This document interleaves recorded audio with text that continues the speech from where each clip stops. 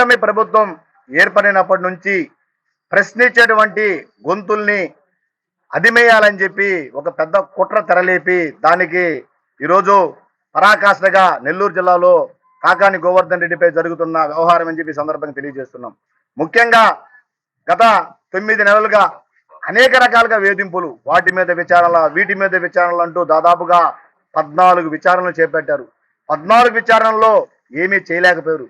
తర్వాత గతంలో ఎప్పుడు 2-3 సంవత్సరాల క్రితం జరిగినటువంటి కేసుల్ని రీఓపెన్ చేయించడం, వాటిల్లో ముద్దాయిలుగా చేర్పించి ఏదో ఆయన్ని అరెస్ట్ చేయాలా, అరెస్ట్ చేస్తే భయపడతారని చెప్పి అనేక రకాల కుట్రలకు తెరలేపి ఈ ప్రభుత్వం చేస్తున్నటువంటి ఈ కార్యక్రమాలకి మనం అందరం చూస్తూ ఉన్నాం.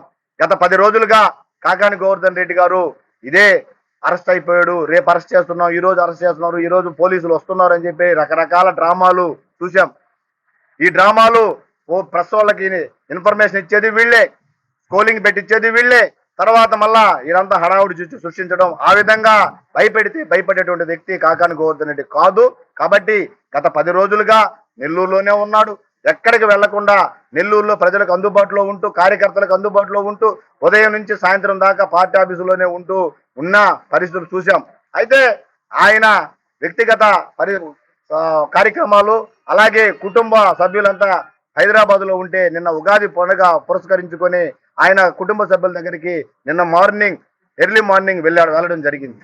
ఆయన లేరని తెలుసుకొని పోలీసులు ఈ రోజు ఇక్కడ నోటీసులు అంటించడం ఎంతవరకు కరెక్ట్ అని చెప్పి అడుగుతున్నాం. అయితే ఏది ఏమైనా ఆయన రేపు కోర్టులో బెయిల్కి సంబంధించి వాదనలు ఉన్న నేపథ్యంలో బెయిల్ అడ్డుకునే దానికి ఒక కుట్రకి తెరలేపి ఈ కార్యక్రమం అంతా నిర్వహిస్తామని చెప్పి సందర్భంగా జిల్లా ప్రజలంతా కూడా తెలుసునని చెప్పి సందర్భంగా తెలియజేస్తున్నాం.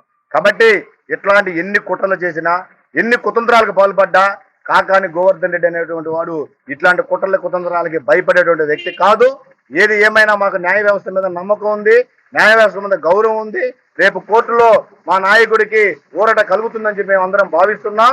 ఒకవేళ ఏది జరిగినా రేపు కాదు ఎల్లుండి ప్రజలకు అందుబాటులో ఉంటాడు కాకాని గోవర్ధన్ రెడ్డి అని చెప్పి సందర్భంగా తెలియజేస్తున్నాం.